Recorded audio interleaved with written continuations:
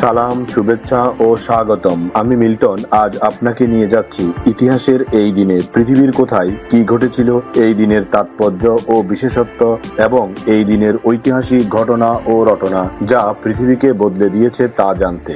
চলুন পৃথিবীর ইতিহাসে এই দিনে কোথায় কি ঘটেছিল তা এক নজর দেখে আসি। আজ 19শে মার্চ।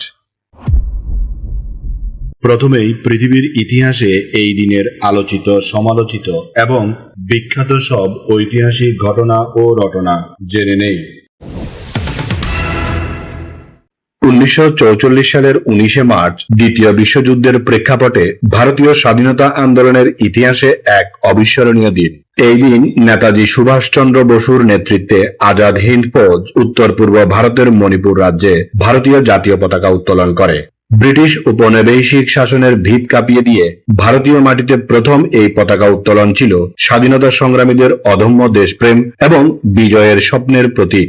এই ঘটনাটি ভারতীয় উপমহাদেশে ব্রিটিশদের বিরুদ্ধে সশস্ত্র প্রতিরোধকে এক নতুন উচ্চতায় নিয়ে গিয়েছিল। 1948 সালের 19শে মার্চ পাকিস্তানের তৎকালীন গভর্নর জেনারেল মোহাম্মদ আলী জিন্নাহ প্রথম ও শেষবারের মতো ঢাকায় আসেন। রাষ্ট্রভাষা হিসেবে উর্দুকে চাপিয়ে দেওয়ার ঘোষণা এবং তার রাজনৈতিক পদক্ষেপগুলো তৎকালীন পূর্ব পাকিস্তানের মানুষের মধ্যে তীব্র ক্ষোভের জন্ম দিয়েছিল। ঢাকা বিশ্ববিদ্যালয়ের কার্জন হলে সমাবর্তন অনুষ্ঠানে উর্দুকে একমাত্র রাষ্ট্রভাষা করার জেদ ও জিন্নাহর এই সফর বাংলার মানুষের স্বাধিকার আন্দোলনের প্রেক্ষাপট তৈরির ক্ষেত্রে এক অগ্নিস্ফুলঙ্গ হিসেবে কাজ করেছিল, যা পরবর্তী সময়ে ভাষা আন্দোলনের ভিত্তি আরও শক্তিশালী করে তোলে। 1972 সালের 19শে মার্চ স্বাধীনতার মাত্র কয়েক মাসের মাথায় বাংলাদেশ ও ভারতের মধ্যে এক ঐতিহাসিক 25 বছর মেয়াদী শান্তি, মৈত্রী ও সহযোগিতা চুক্তি স্বাক্ষরিত হয়।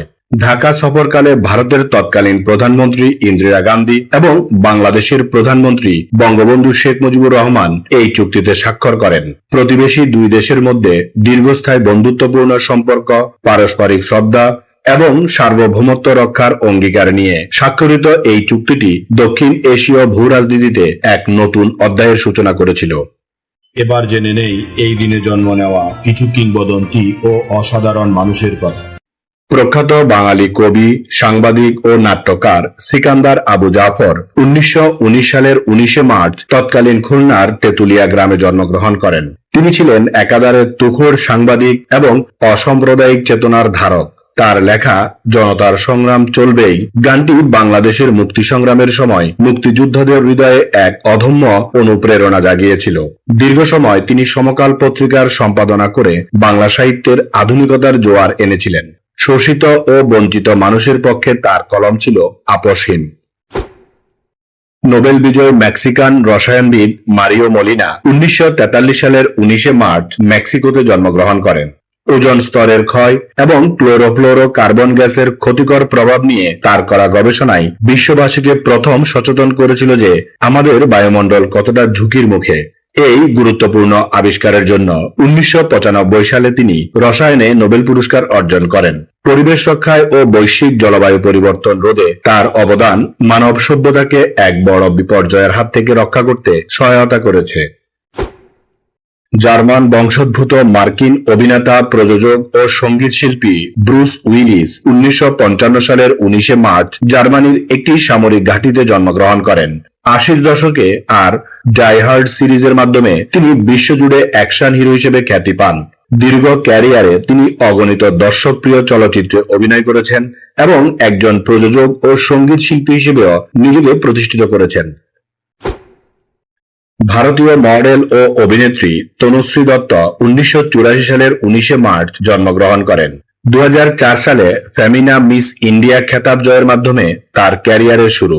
বলিউডে বেশ কিছু জনপ্রিয় চলচ্চিত্রে অভিনয়ের মাধ্যমে তিনি দর্শকদের নজরে আসেন। দীর্ঘ বিরতির পর তিনি বিভিন্ন সামাজিক ইস্যুতে নিজের মতামত তুলে ধরে আলোচনায় এসেছিলেন, যা ভারতীয় শোবিজ জগতের অভ্যন্তরীণ সমস্যাগুলো নিয়ে সচেতনতা তৈরি করতে কিছুটা প্রভাব ফেলেছিল। স্মরণ করছি এই দিনে চলে যাওয়া কিছু কিংবদন্তি ও অসাধারণ মানুষের কথা।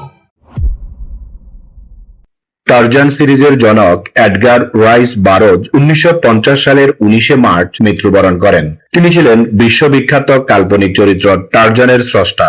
জঙ্গলের এই মানুষটির রোমাঞ্চকর কাহিনী সারা বিশ্বের পাঠককে দশকের পর দশক ধরে মুগ্ধ করেছে। শুধু টারজান নয়, তিনি সায়েন্স ফিকশন এবং ফ্যান্টাসি সাহিত্যেও অনন্য স্বাক্ষর রেখেছিলেন। তার সৃষ্ট চরিত্র ও কাহিনীগুলো পরবর্তীতে হলিউড চলচ্চিত্র এবং বিভিন্ন গণমাধ্যমে অগণিতবার অভিযোজিত হয়েছে, যা পপ কালচারে এক স্থায়ী জায়গা করে নিয়েছে। বিশিষ্ট ভারতীয় বাঙালি কবি, ঔপন্যাসিক, প্রাবন্ধিক ও শিশু সাহিত্যিক পূর্ণেন্দু পাত্রী 1997 সালের 19 মার্চ পরলোক গমন করেন। তিনি ছিলেন একাধারে কবি, ঔপন্যাসিক, প্রাবন্ধিক, শিশু সাহিত্যিক, সাহিত্য গবেষক ও চিত্র পরিচালক। তবে তার সবচেয়ে বড় পরিচয় ছিল তিনি ছিলেন বাংলা প্রকাশনা শিল্পের প্রচ্ছদ শিল্পের এক জাদুকর। কলকাতা শহর নিয়ে তার গভীর গবেষণা এবং কলকাতা কেন্দ্রিক তার বইগুলো আজও অমূল্য দলিল। তিনি বহুমুখী প্রতিভার মাধ্যমে বাংলা শিল্প ও সাহিত্যকে এক নতুন মাত্রায় উন্নীত করেছিলেন। ব্রিটিশ সায়েন্স ফিকশন লেখক আর্থার সি ক্লার্ক 2008 সালের 19 মার্চ পরলোক গমন করেন। তিনি ছিলেন আধুনিক বিজ্ঞানের নানা চমকপ্রদ ধারণার একজন স্বপ্নদ্রষ্টা। তার লেখা কালজয়ী উপন্যাস 2001 এ স্পেস ওডিসি মহাকাশ গবেষণার প্রতি মানুষের আগ্রহকে বহুগুণ বাড়িয়ে দিয়েছিল। বিজ্ঞানের জটিল বিষয়গুলোকে সহজ এবং রোমাঞ্চকর গল্পের মোড়কে উপস্থাপন করায় তিনি বিশ্বের বিভিন্ন পাঠকদের কাছে এক অনন্য উচ্চতায় অধিষ্ঠিত ছিলেন। তার কল্পনা শক্তি আজও বিজ্ঞানীদের নতুন নতুন উদ্ভাবনী চিন্তার খোরাক যোগায়। বাংলাদেশের প্রথম নিউরোসার্জন অধ্যাপক ডক্টর রশিদ উদ্দিন আহমদ 2016 সালের 19 মার্চ মৃত্যুবরণ করেন। তিনি ছিলেন বাংলাদেশের প্রথম নিউরোসার্জন। মস্তিষ্কের জটিল সব অস্ত্রোপচারের ক্ষেত্রে তিনি দেশে যে অগ্রযাত্রার সূচনা করেছিলেন তা আজও স্মরণীয়। তিনি কেবল একজন দক্ষ চিকিৎসকই ছিলেন না, বরং তিনি অসংখ্য চিকিৎসকের শিক্ষক ও মেন্টর হিসেবেও কাজ করেছিলেন। বাংলাদেশের চিকিৎসা ব্যবস্থাকে আধুনিকায়নে তার অবদান নতুন প্রজন্মের ডাক্তারদের জন্য এক বড় অনুপ্রেরণা। এবার এই দিনের বিশেষ দিবস ও উৎসবের গল্প শুনি। আজ সেন্ট জোসেফ দিবস। এই সেন্ট জোসেফ দিবস এবং 19 মার্চ পালিত পিতৃ দিবস এর মধ্যে রয়েছে গভীর ঐতিহাসিক ও সাংস্কৃতিক সম্পর্ক। খ্রিস্টান ধর্মাবলম্বীদের বিশ্বাস অনুযায়ী সেন্ট জোসেফ ছিলেন যীশু খ্রিস্টের পালক পিতা।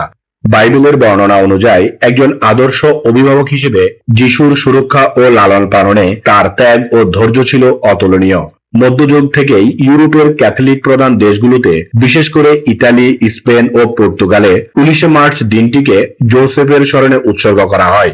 যেহেতু সেন্ট জোসেফকে পিতৃত্বের প্রতীক এবং অভিভাবকত্বের এক উজ্জ্বল আদর্শ হিসেবে গণ্য করা হয়, তাই এই সব দেশে পিতৃত্বের প্রতি শ্রদ্ধা জানাতে এই দিনটিতে পিতৃ দিবস উদযাপন করার রীতি গড়ে ওঠে। পরবর্তীতে পোপ পঞ্চম গ্রেগরি 1621 সালের 19 মার্চ দিনটিকে সর্বজনীন উৎসব হিসেবে ঘোষণা করলে এই দিনটির গুরুত্ব আরো বৃদ্ধি পায়। পিতৃত্বের গুণাবলী যেমন নিঃস্বার্থ ভালোবাসা, পরিবারের নিরাপত্তা নিশ্চিত করা এবং অটল দায়িত্ববোধ, এই বিষয়গুলোকে সম্মান জানাতে সেন্ট জোসেফের আত্মত্যাগ আজও এক অনন্য অনুপ্রেরণা। যদিও বর্তমানে বিশ্বের অধিকাংশ দেশে পিতৃ দিবস জুন মাসের 3য় রবিবারে পালিত হয়, তবুও স্পেন, পর্তুগাল সহ অনেক দেশে আজও 19 মার্চ অত্যন্ত আনন্দ ও শ্রদ্ধার সাথে পিতৃ দিবস পালন করা হয়। এই দিনটি পালন করার মাধ্যমে সন্তানরা তাদের পিতার প্রতি কৃতজ্ঞতা প্রকাশ করে এবং পরিবারের সাথে বিভিন্ন প্রার্থনার মাধ্যমে এক সুন্দর বন্ধন উদযাপন করে। সেন্ট জোসেফের আদর্শকে কেন্দ্র করে গড়ে ওঠা এই পিতৃ দিবস মূলত পিতার প্রতি ভালোবাসা এবং তার অবদানের স্বীকৃতি প্রদানের এক পবিত্র মাধ্যম। এই দিন আমাদের জীবনের ঐতিহাসিক, প্রাকৃতিক, শৈল্পিক, সাংস্কৃতিক, সাহিত্যিক, রাজনৈতিক, বিজ্ঞান, গবেষণা, আন্দোলন, উৎসব, অর্জন, খেলাধুলা, সুখ দুঃখ, হাসি কান্না, আনন্দ বেদনা, পাওয়া না পাওয়া, মায়া মমতা, ভালোবাসায় ভরা সুখকর স্মৃতিময় একটি সুন্দর দিন। চলুন এই দিনটি উপভোগ করি। আগামীকালকের তারিখে পৃথিবীর কোথায় কি ঘটেছিল তা জানার আমন্ত্রণ জানিয়ে আজকের গল্প এখানেই শেষ করিলাম। লাইক, শেয়ার আর সাবস্ক্রাইব করার দায়িত্ব আপনার। আমি শুধু বলিব, নিজের, পরিবারের, প্রতিবেশীর ও পরিবেশের যত্ন নিন। ধন্যবাদ। খোদা হাফেজ।